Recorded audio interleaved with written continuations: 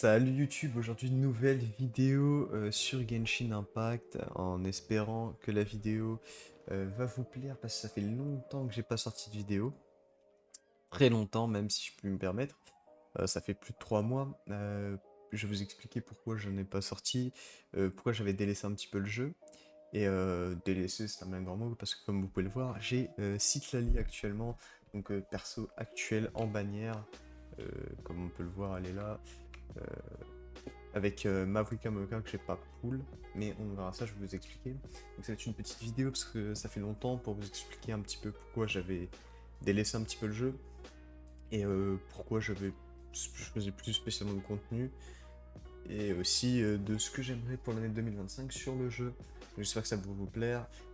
N'oubliez pas de vous abonner, de liker, ça fait toujours super plaisir, ça soutient énormément. Et sur ce, bonne vidéo.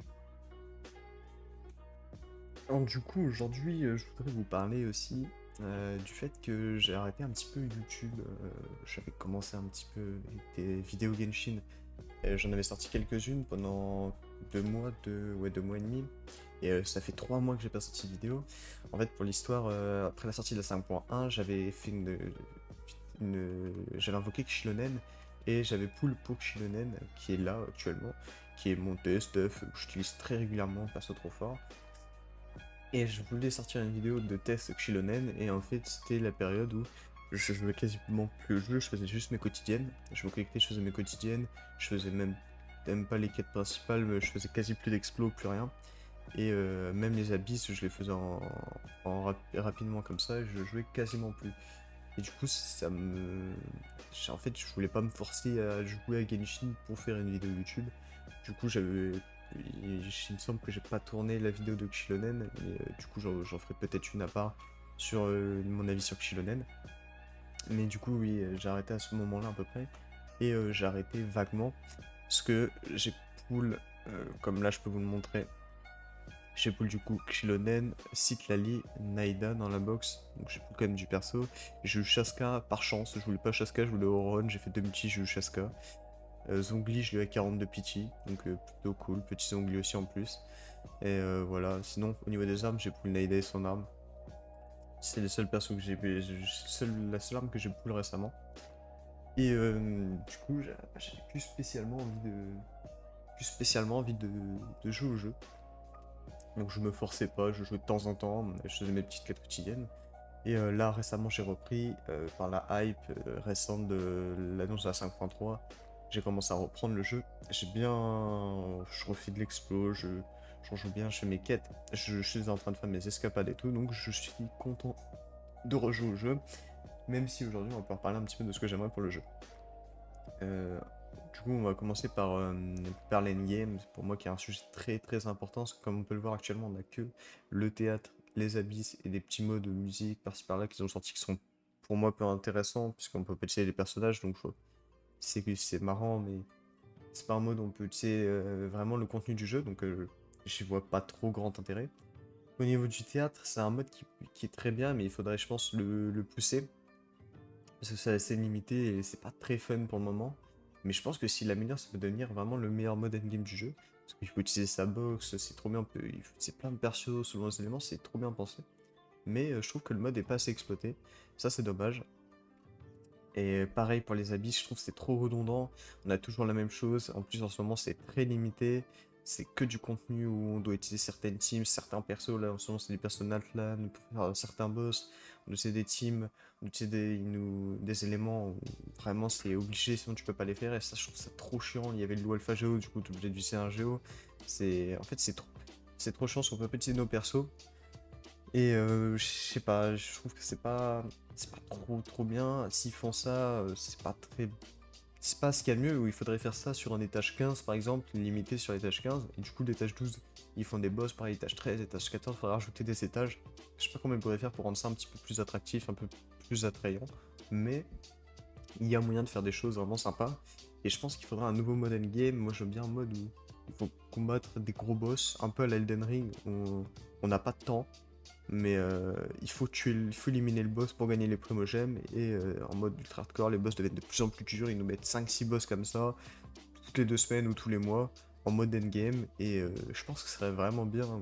Vraiment, on a du contenu un peu tryhard, un peu dur, où on utilise des teams, des persos, on essaie de faire les boss, on galère, on galère, on galère, il n'y a pas de temps, c'est juste, faut essayer d'éliminer le boss, et du coup, ce serait que du skill, vu qu'il n'y aurait pas de fail rota ou truc comme ça. Je pense que ça pourrait être vraiment vraiment cool, et ça permettrait surtout à ceux qui ont des C6 aussi, par exemple, d'avoir un mode supplémentaire de difficulté pour vraiment exploiter les C6, parce que ceux qui ont des C6, le jeu n'est pas fun hein, actuellement, c'est pour ça que je ne poule pas ce code de constellation. J'aurais pu pouler des constellations, des C1, des C2, je l'ai jamais fait, parce que le jeu n'est pas fun. Si t'as des constellations, tu détruis tout, c'est pas drôle. Déjà là, avec des C0, là la team qui est actuellement, c'est du one shot partout, hein, c'est du 300 000 de dégâts sur l'Equino par coup, donc c'est pas fun. Mais du coup, je sais pas comment ils pourraient faire. Et je vois pas du tout, mais bon. Courage à Genshin pour ça. Mode endgame, pour moi, c'est quelque chose qui est important. C'était un point que je voulais aborder. Ensuite, il y a les persos. Je pense que on a fait un petit peu le tour des éléments, on a fait le tour un peu des persos, des mécaniques. Et je pense qu'il va falloir qu'ils sortent de nouvelles mécaniques et de nouveaux éléments. Donc là, je vais parler un petit peu de leaks. Donc si vous voulez, je vous mettrai un timer, un timecode pour passer à la suite, parce qu'on a eu des leaks. Donc je vais en parler un peu. Donc comme vous savez, on a eu des leaks sur des nouveaux éléments. D'ailleurs, ils en parlent dans la quête d'Archon aussi. Donc à Northcry, il y aura des nouveaux éléments. Donc j'espère que quand Northcry sortira, on aura un nouvel élément, voire deux. Est-ce qu'on pourra pas avoir le quantique et la lumière? C'est ce qui me paraît le plus logique, c'est ce qui me paraît le plus plausible. Ça suivra aussi leur DA sur leurs autres jeux.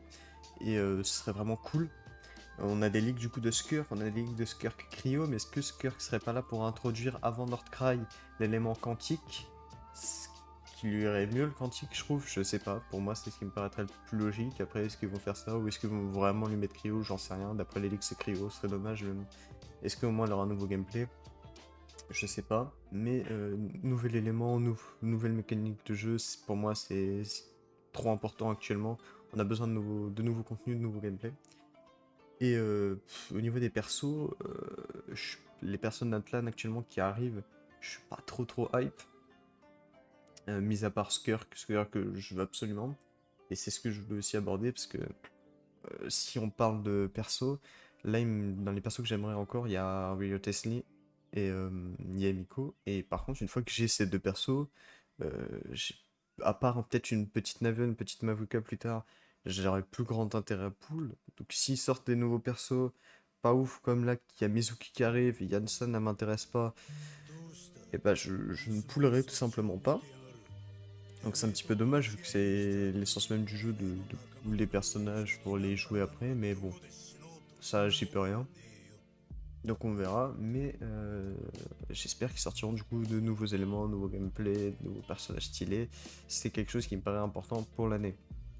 Maintenant pour Northcry, donc on le sait, on aura Northcry, on aura des nouvelles zones comme le port de Mondstadt, on aura des petites zones un peu partout, à Sumeru, à Liyue, à Fontaine, pour finir les régions, plus Northcry.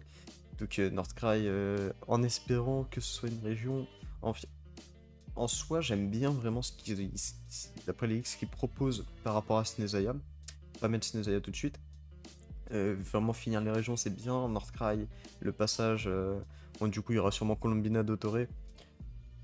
Ça me plaît vraiment. Je pense que c'est ce qu'il fallait au jeu. Et je pense que ça va être une des meilleures phases du jeu parce que là, vraiment, Natlan, c'est fini. La quête de Natlan, je suis désolé, elle est nulle. Mavuika, pire archon du jeu, je dis les termes. Et j'espère que du coup, les quêtes d'archon en Heartcry ou là, les intermèdes vont être vraiment bien. En espérant qu'on puisse aussi voir Colombina, Capitano plus tard. Ça, c'est pas très sûr, c'est encore moins sûr que le reste, mais bon, il y a des choses qui en parlent, il y a des choses qui disent que non, donc on verra. Et du coup, pour le moment, ma seule hype sur le jeu, c'est Skirk, mais je suis quand même content de jouer au jeu. Même si le problème, et j'espère que ça m'arrivera pas en 2025, c'est surtout pour ça que je voulais en parler, c'est le fait que des fois, bah, là le contenu plat, si t'as pas envie, si t'as pas une petite hype sur le jeu, en fait, tu ne joues quasiment pas au jeu, du coup, il n'y a pas de contenu à faire, il n'y a pas grand chose à faire sur le jeu actuellement. Si tu n'as pas de hype sur le jeu, en fait, mais si actuellement tu as envie de jouer au jeu, il y a pas mal de choses à faire, mais je trouve que leur point fort à Genshin, c'est de mettre une hype sur le jeu pour justement que nous on joue au jeu. Et je trouve que là, bah, pour le moment, c'est pour ça que j'ai repris en 5.3. S'ils continuent en 5.4 de me sortir des choses, du coup 5.4 sûrement on n'aura rien, ça faut s'y attendre. Pas de map, pas de quête d'Archon, ça c'est fort possible. En 5.5 par contre j'attends énormément. Et si en 5.5 il n'y a rien, le jeu, je pense que pareil je le poserai au bout d'un moment jusqu'à ce cœur. Mais bon ça on verra. Du coup ouais, vraiment ce qui m'importe le plus c'est vraiment le contenu endgame, Northcry pour l'année, de nouveaux gameplays, de nouveaux personnages. Vraiment c'est ce qui actuellement je, je joue pour ça, hein, vraiment, c'est. Je, je joue pour ça. Et je voulais aborder aussi un tout dernier point, parce que comme vous pouvez le voir sur Genshin, on commence à avoir énormément de bannières. Énormément, on commence à avoir des vœux de nostalgie dans tous les sens. Il y a des lieux comme quoi en 5.4, pardon, il y aurait des vœux de nostalgie d'Inazuma aussi. Du coup, on commence à être assez qu'en veut. Surtout pour les free-to-play, donc moi ça va, je suis avec Favor Pass à chaque fois. Et petit pack secret si besoin, mais bon voilà. Et du coup, niveau vœux, bah, s'ils nous sortent des 15 000, entre 15 000 et là, c'est 22 000 en moyenne par mise à jour. Donc c'est beaucoup. Mais surtout que dans la plupart, il y a des primos limités. Et s'il n'y a pas d'événements, ils mettent pas beaucoup plus. Donc en fait, là, si on veut pool, bah, on doit choisir un free-to-play, doit choisir un perso parmi 15 persos là, pool. Donc en fait, je vois pas l'intérêt. En fait, je vois pas trop l'intérêt, mais bon, apparemment, ils continuent sur leur lancée. Donc j'espère qu'ils sortiront, comment dire, j'espère qu'ils sortiront des moyens, du coup plus de contenu endgame, plus peut-être de moyens d'avoir des primos, plus d'événements, peut-être, pour avoir des primos, ou peut-être plus des resets abyss toutes les 2 semaines, je trouvais peut-être ça mieux, même si ça donnerait plus de primos, ça me paraît plus logique du coup. Je sais pas comment ils pourraient faire, mais pour moi il faudrait augmenter le nombre de primos moyens à 30 000 par mise à jour, même s'ils le font, je pense jamais, parce que pour eux c'est pas rentable. Parce que ça force les joueurs à utiliser leur carte, mais bon. C'est assez dommage. Parce que du coup, si on a envie de plusieurs mises à jour, enfin plusieurs persos sur une mise à jour, bah souvent faut prendre des packs et c'est chiant, mais bon. Le jeu est comme ça, ce sera comme ça. Dans tous les cas, ils mettent les resets à chaque fois en septembre pour qu'on prenne des packs, donc ils forcent les. Enfin, ils forcent. Ils poussent un petit peu les joueurs à utiliser de l'argent pour avoir leur personnage. C'est un petit peu dommage, mais bon, c'est le jeu. Et bah, à ce niveau-là, on n'y peut rien, mais c'est vrai qu'augmenter le nombre de primo moyens de 20-25%, ça me paraît pas déconnant, et je trouve ce qui serait mieux pour le jeu, mais bon, ça, je pense qu'ils le feront jamais. Donc voilà, ça c'est ce que j'attends un petit peu pour 2025, donc rien de bien, je m'attends pas non plus à un truc de dingue. Si on a des surprises, c'est vraiment cool, mais pour moi, oui, vraiment, le endgame, Northcry, un nouvel élément, un nouveau gameplay, c'est vraiment trop important pour le jeu. Donc j'espère qu'ils le font. Et j'espère qu'en endgame ce sera pas un ou deux, plutôt plusieurs. Et pareil aussi, c'est vrai que j'en ai pas parlé, mais le mode multijoueur, j'espère vraiment qu'ils l'amélioreront. J'espère qu'ils le pousseront. J'espère qu'ils nous pousseront peut-être à faire des sortes d'abysses avec un collègue, un ami, en, à deux, du coup, du coup 4 personnages. Ça ferait 8 personnages, mais je sais pas, ça serait trop stylé en abyss, abyss double, un truc comme ça. Je sais pas comment ils pourraient faire pour améliorer le mode multi, mais vraiment améliorer ce mode multijoueur qui pour moi est très intéressant sur le jeu. Ils peuvent faire vraiment des trucs vraiment pas mal, mais pas exploiter. Du coup, c'est dommage, alors que pourtant, c'est ce qui ferait vivre le jeu. Peut-être des classements sur des trucs, j'en sais rien, mais c'est un truc qu'il faut qu'ils fassent. Mais bon, ça, on le saura que durant cette année. Du coup, voilà, j'espère YouTube que cette petite vidéo vous a plu. C'était une petite vidéo pour expliquer pourquoi j'avais arrêté un petit peu YouTube, pourquoi j'ai posé un peu le jeu et pourquoi je reviens et quelles sont mes attentes pour 2025. Donc, j'ai pas des attentes de dingue non plus, mais voilà, je m'attends à quand même pas mal de choses. Après, tout ce qui est futile, précédent artefact et tout, bon, tant pis, ça arrive, c'est cool, mais c'est pas des choses qui m'intéressent particulièrement sur le jeu. Et du coup, voilà, hein, c'était une petite vidéo courte pour reprendre, vous dire aussi que je reprends les vidéos. Il y a quelques vidéos qui vont arriver, mais à rythme irrégulier. Je sortirai des vidéos quand j'aurai envie d'en faire une. Donc voilà, j'espère que cette vidéo vous aura plu. Passez une bonne journée. N'oubliez pas de vous abonner, de liker, et salut YouTube.